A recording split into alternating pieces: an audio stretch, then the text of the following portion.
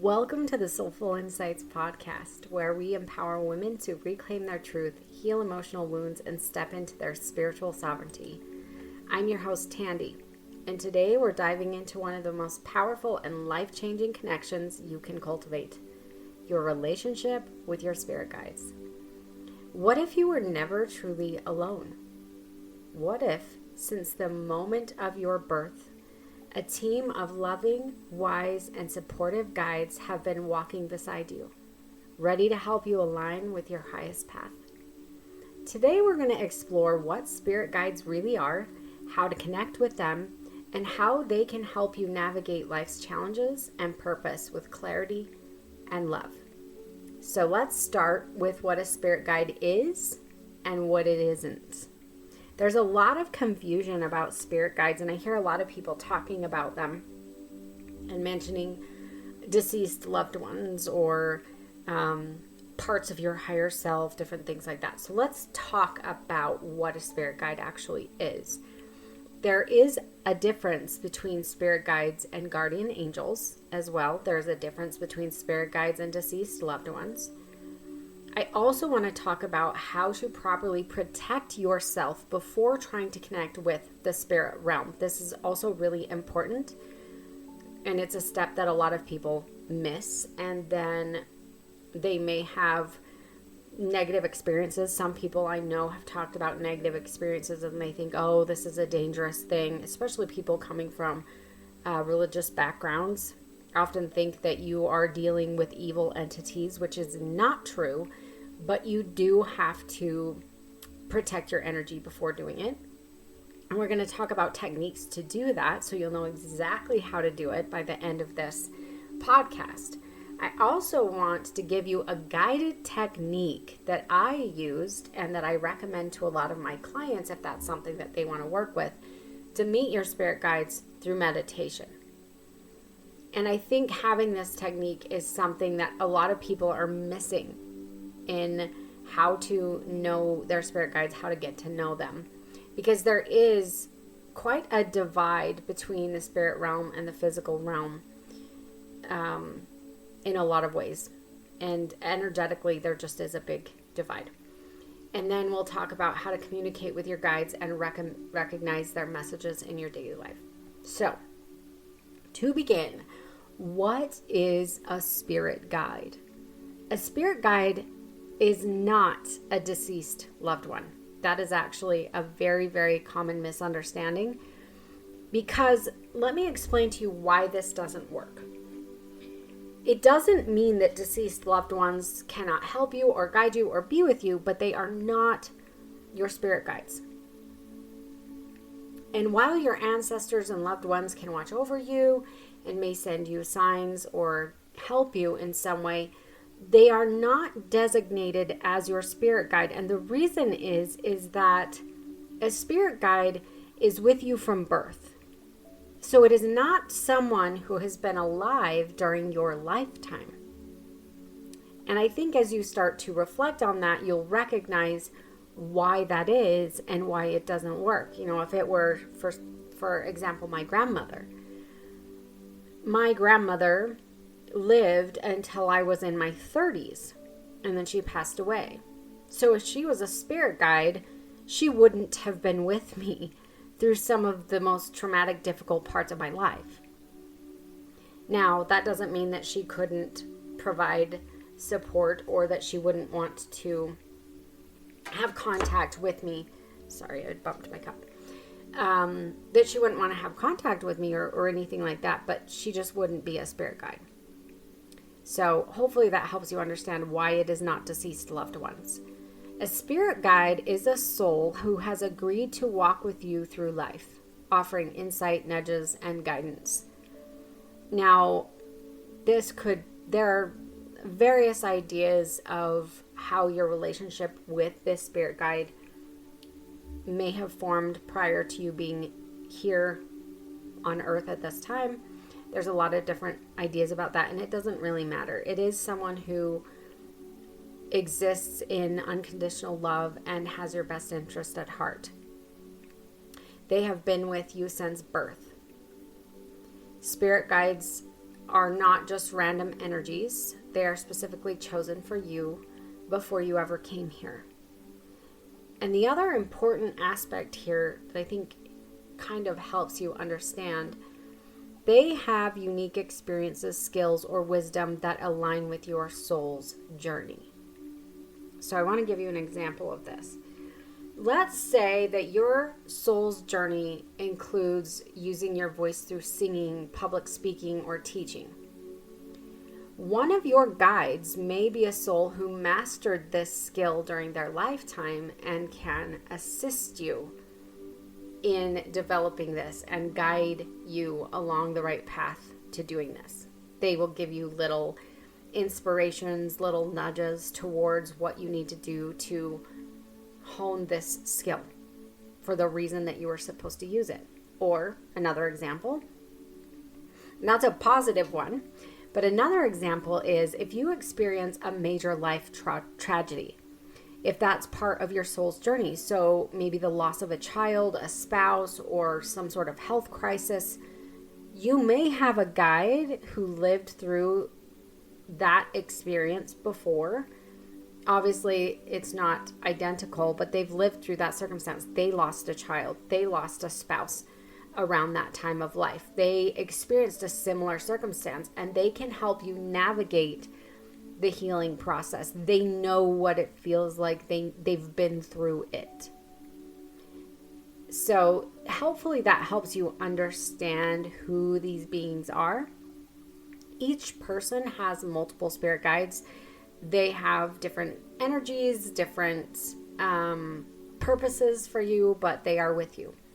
Some are with you for a lifetime, while others come in for specific phases of life or specific challenges that you face. And usually the difference between the spirit guide and, say, a guardian angels aren't necessarily with you.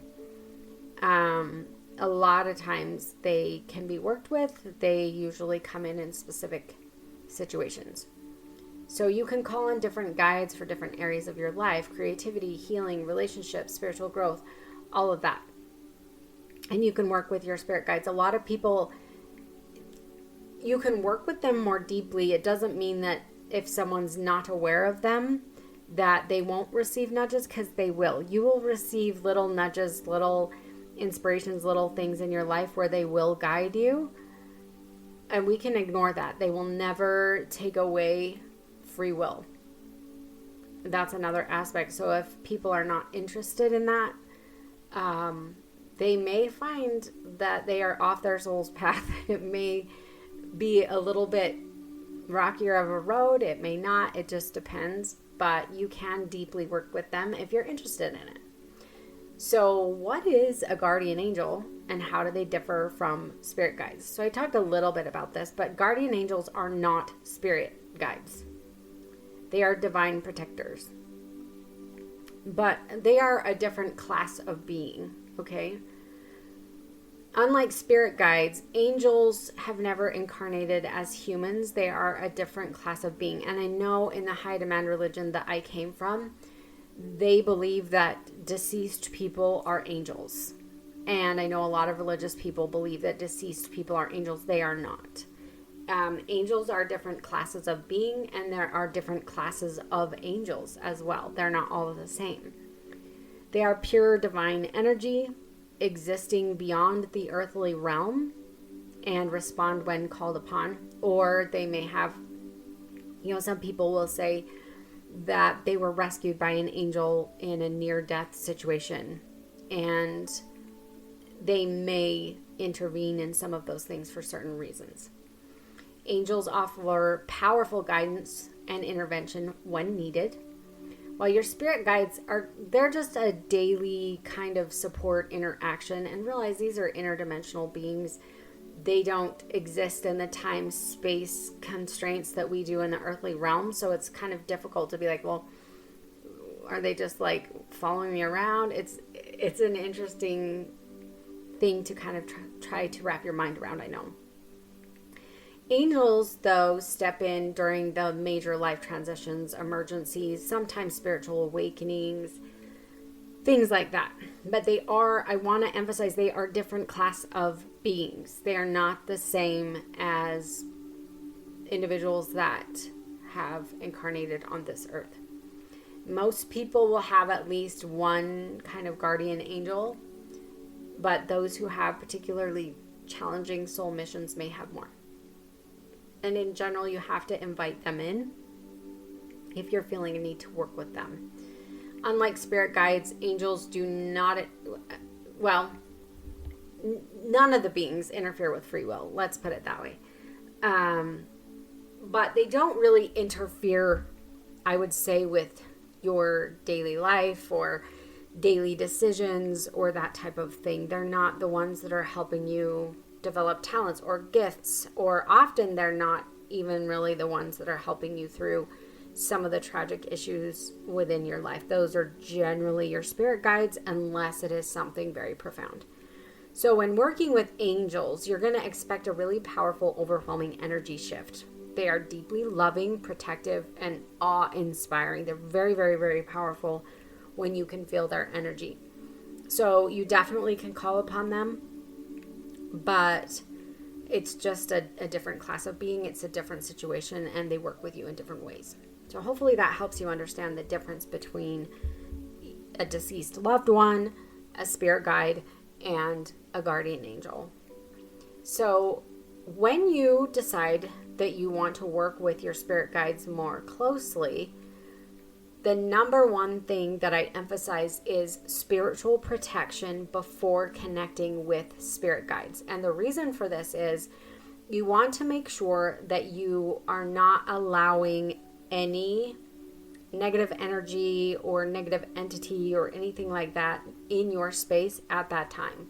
That is when you may get random experiences, some negative, some positive.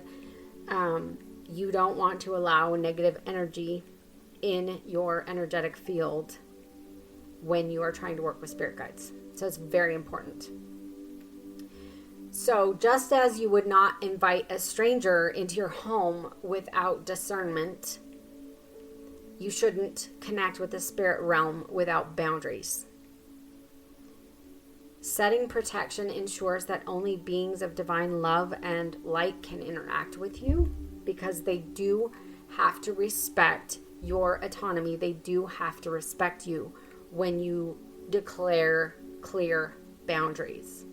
It's not like humans that can breach our boundaries whenever they feel like it. These beings do have to follow a certain order, and they do have to follow your divine command to not interact with you. So what I do, a simple protection practice before, I do this before any meditation that I do. And in fact, when I have done psychedelic journeyings, legal, by the way, I did a section of supervised ketamine journeys with a certain program. I would always do this meditation of grounding myself and protecting myself prior to a ketamine journey, anything like that, because I feel like it just helps create a positive setting and intention and surrounding you with unconditional love and before moving forward. And when I say protection, one of the things that I steer away from is imagining yourself in this bubble. And I know that that's really, really common, like a bubble of light or something like that. And it's not necessarily wrong or bad, but it's not about cutting yourself off from the world or cutting yourself off from other beings. It's about existing in the world in a state of love, which is the fundamental essence of who you are. That is the essence of your higher self. The essence of your soul is unconditional love. And when you walk into the world surrounded by a light of unconditional love, you transmute negative energy. You transform negative energies and negative entities. They don't interact with you because you're in this bubble barrier. They don't interact with you because they are not of the same energy and frequency of love, and therefore they don't interact with that. Does that make sense? So I want you to protect yourself with your heart chakra, with your divine love. You are surrounded by love, and that is your protection. So when you begin, and I definitely recommend connecting with your spirit guides in a meditation process first. You'll get used to their energy. You'll get used to who they are. Sometimes you'll get names. Sometimes you don't. It just depends.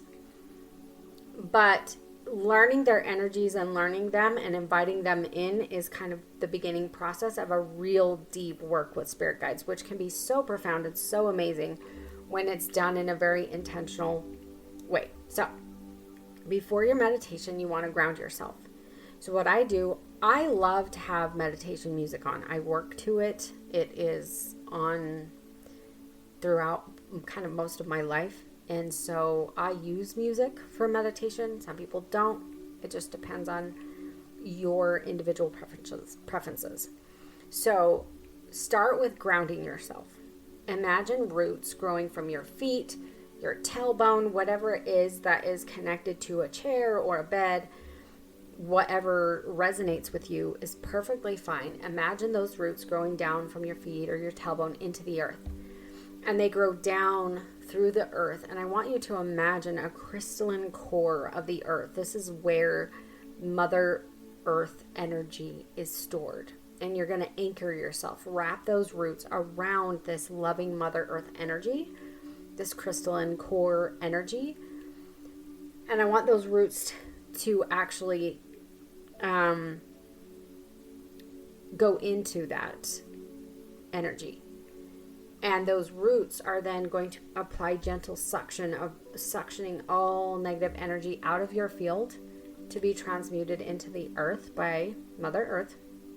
And imagining the warm, glowing, crystalline energy coming up through your roots and filling you with this loving, grounding energy.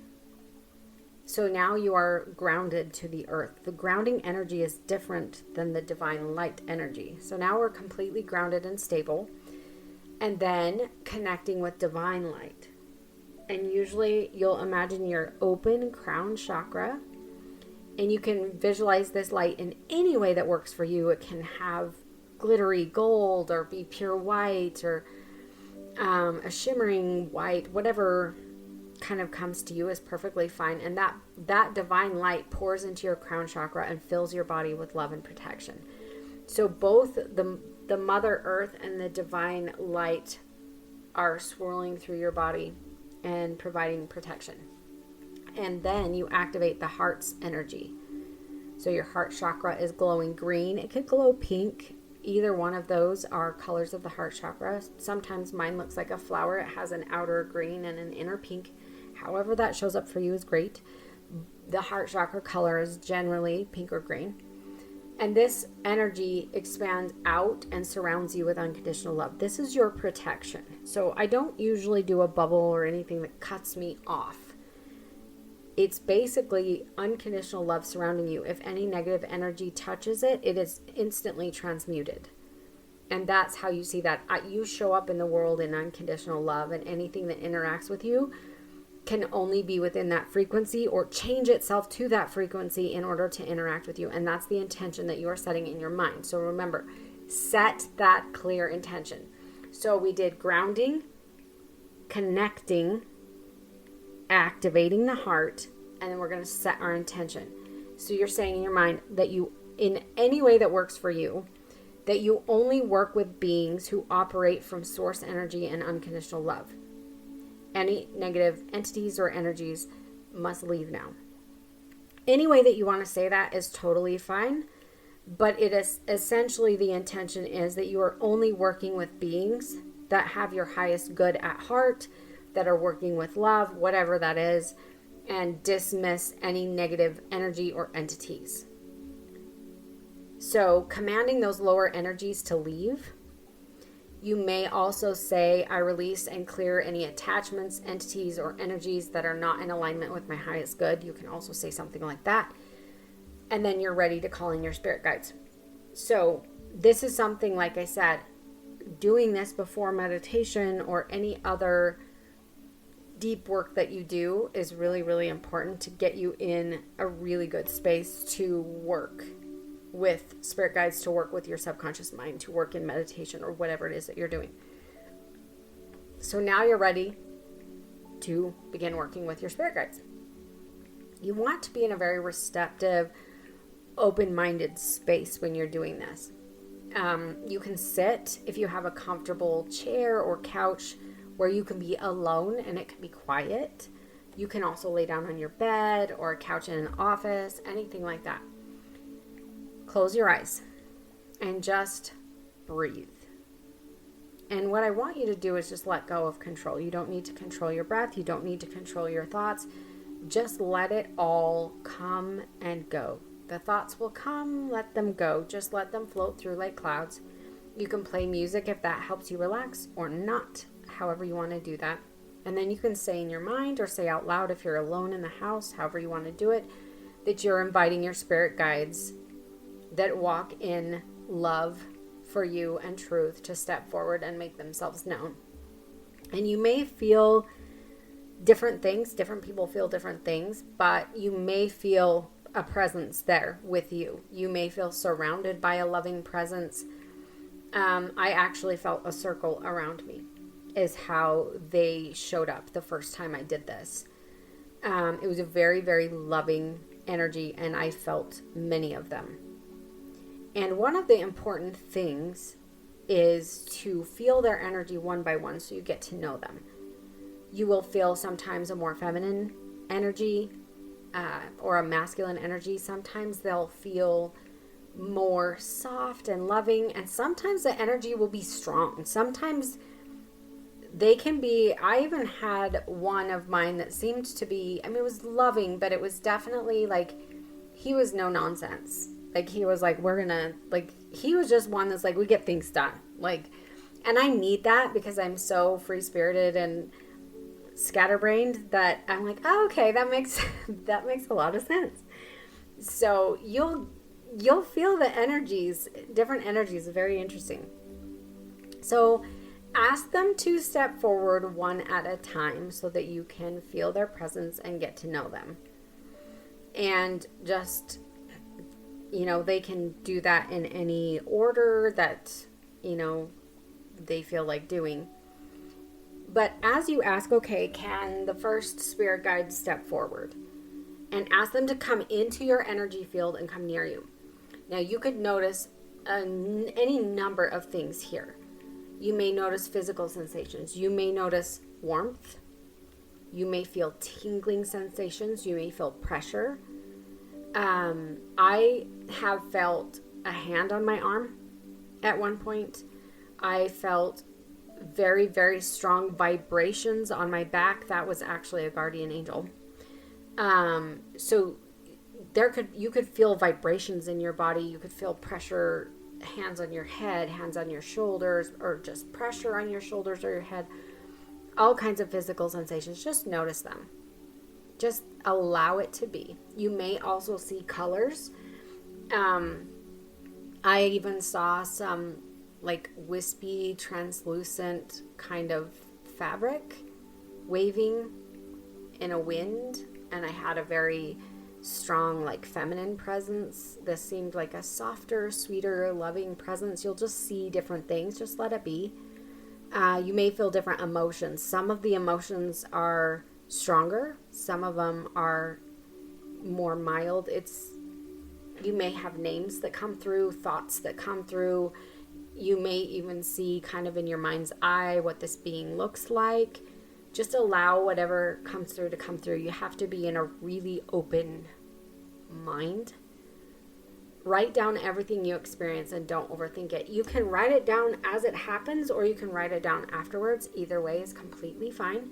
But I would definitely have a journal and a pen nearby so that you can write down each one. How many there were, what their energy felt like, the thoughts that were coming to you, the sensations, all of that. But don't overthink it. Just let it come.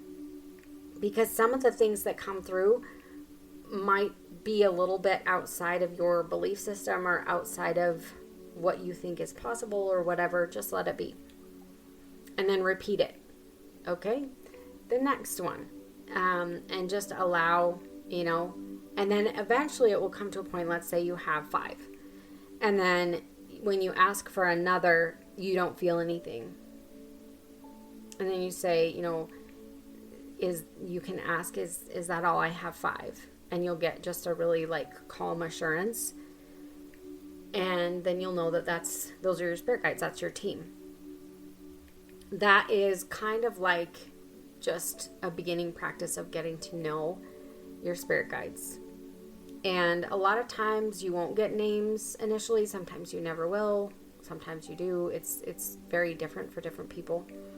But I would repeat this practice over time because you will get new information and new sensations and all of that as you do it. It's not something you have to do every day or very often, but it just helps you get to know them. Each session that you do will deepen your relationship with them, and you'll get to know their energy better, which is really important because it is important to understand your own thoughts, your own mind, and nudges that are coming from them. And over time, you'll recognize each guide's unique energy and their purpose. You'll get more used to this. And if you do regular meditation, you're going to get used to understanding when your higher self is kind of guiding you and what's guiding you and what's coming through. You'll start to recognize that. The next thing that I want to talk about is working with your spirit guides in your daily life. A lot of people have a lot of questions about this. And it can be a little bit confusing in the beginning, but it gets easier. So the signs and messages that come from spirit guides, you'll have sudden thoughts or intuitive nudges that feel kind of placed in your mind, so to speak. Usually if the voice is you, the thoughts, so when you have thoughts, you're questioning something or you're thinking from an I perspective, those are your own. But these are just kind of like a strong nudge to something that just shows up in your mind out of nowhere. You may see repeating signs, numbers, symbols, animals, words, things like that seem to show up, and it catches your attention. And this may not happen. It just depends on if it's something that would catch your attention or not. You may have vivid dreams that feel extremely real. Write those down, because even though the literal interpretation of that dream is probably not accurate, there are messages often in dreams that we remember. If you notice, most dreams you don't remember, but there are some that just stick with you. Those are the ones that you need to get clarity on, because they're usually messages. You may get downloads of information that feel deeply significant. And this depends on how connected you are. Some people are not very spiritually connected, and they don't get those feelings or those downloads. You will get downloads definitely in psychedelic journeys and during meditations. Sometimes you'll get downloads of information in the shower or in times where it's quiet. But if you always have loud music when you're driving in the car, your mind is always being occupied, it's really difficult to get those, which is also another kind of sad thing. I don't listen to the music in the car anymore. I usually listen to meditation music in the shower. The more peace that you can find in your life and quiet time, the more information you'll get. How to communicate with them. So it can be through thoughts or spoken word. It doesn't matter. Either one works. They hear you whether you say it aloud or in your mind. So you don't have to be talking out loud. You can also communicate through meditation or even intuitive writing. So journaling after meditation is really interesting, because when I was going through a series of ketamine journeys, the journeys were enjoyable. There were a lot of visuals and flying through neon tunnels and different type of spaces. And I remember at some point thinking, this is kind of fun, but I don't know that I'm getting anything out of it. But when I would sit down through my integration and go through intuitive writing, that's when the impressions would come and meanings would come out. And it was really, really powerful. journaling after meditation or at any time in just an intuitive way of letting things flow, it will allow their guidance to flow naturally through your mind. It will also just allow a mind dump of things and impressions. So it's definitely something to get in the habit of doing. They can also communicate with you through oracle cards or pendulums, signs in nature. I don't usually recommend tools of divination because there's a lot of negative energy that can come through these things, and you have a direct connection to the spirit realm without them. You don't need any outsourcing of anything. This is kind of where religion gets into things, where you have to outsource your spiritual connection to God through a religion or through spiritual authority. I don't believe in that, but I also don't think that your connection to spiritual guidance has to be through tools of divination. And I think you can also invite other entities and energies that you don't want. So if you don't know what you're doing, do not do this. If you are interested in these things, that's fine. And I am going to say you can get communication through these things, but you're opening yourself up more to other energies and entities that you may not want. So it's not something that I highly recommend, but I know there are some people out there that are interested in those things or use them. And if that's something that's worked for you, that's fine.